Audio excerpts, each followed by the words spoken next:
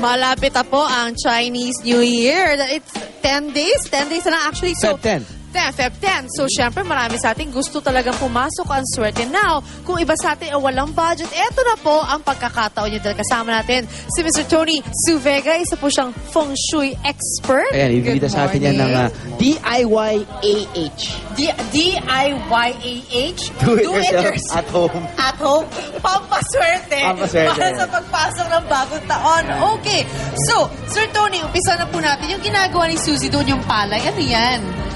Yung bungkus ng palay para masagana siya Oo. at ang mga tao ay magkaisa. Meron bang kailangan bilang yan o kailangan... Wala basta yung paghawak ng palm. Aha. Yung Sa ganyan isang kalaki. ganon. Oo, isang ganon Tapos siya. kailangan ba talagang red ribbon? Ang... It should be red. It's why? To burn the wood.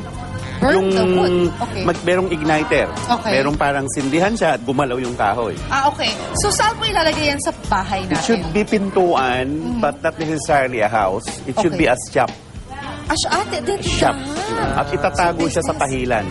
There is the tahilan, ito yung pintuan somewhere here. Anong logic Not behind outside. that, sir? Baka gayahin or alam mo yun. Gayahin yung Business or Oo, ginawa? oo, Okay. ganon. So, kailangan sa may loob ng konti. Ngayon, yung pangalawa, yung ginagawa ni Loan naman, that's calamansi.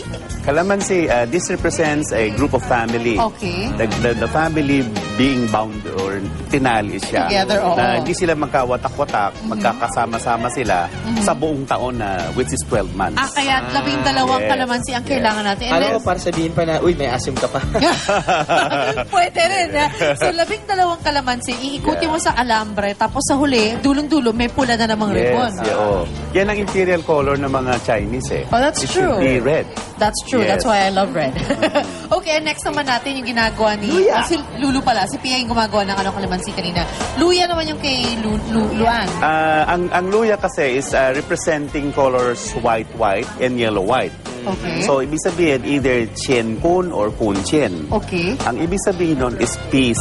Okay. Tay. Aha. Ganun lang. Matahimik yung buhay. Ay, So, okay. iaalay yan sa Ganda yan. gitna ng bahay. Bakit po color Ay, pink ng, yung ng ribbon? mesa.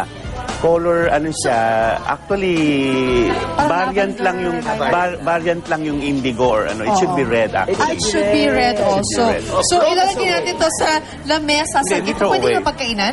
Pwede. Dapat nga sa hapagkainan. pagkainan eh. Talaga? It should be. Alright. Ito naman cat.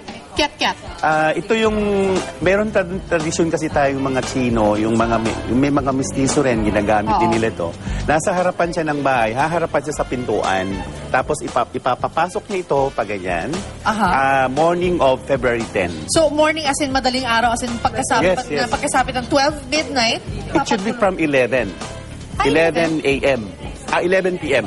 11 p.m. Oo, the night yan. before. Yes. Tapos papagulungin ito. Papapagulong, tapos magsasalita siya ng Chai Chin Po, Chai Chin Po, ganun. Parang papasukin ng malas, palabasin ng ang swerte, papasukin ng swerte, palabasin ng malas. Okay. Yun. So, we have also here, kung wala ito, pwedeng gamitin lansones. Minsan merong mga ibang lokalidad na walang kiat-kiat. Kiat-kiat, So, oo. pwede nilang gamitin ang lansones. Ay, nga pala. So, pwede ito kainin kaagad after pinapasok mo sa bahay? Pag pinapasok sa bahay, that time, hindi yun pwedeng galawin. Gano'ng Hindi katagal pwedeng bago walisin. pwedeng kainin? The following day. The following, so 24 every day. hours. For the day. Ito naman peras natin.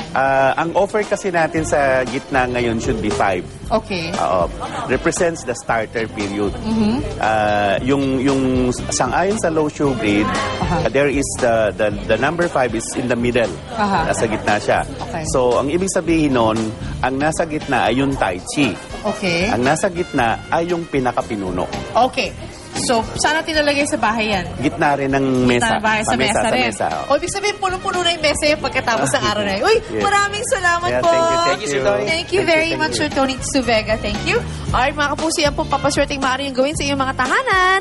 This coming New Year's, New Year, Chinese New New Year. Year's Eve, Chinese New Year, Happy New Year, Gong Hee Wat Chai, Gong Si Fa Chai, Gong Hee Fa Chai.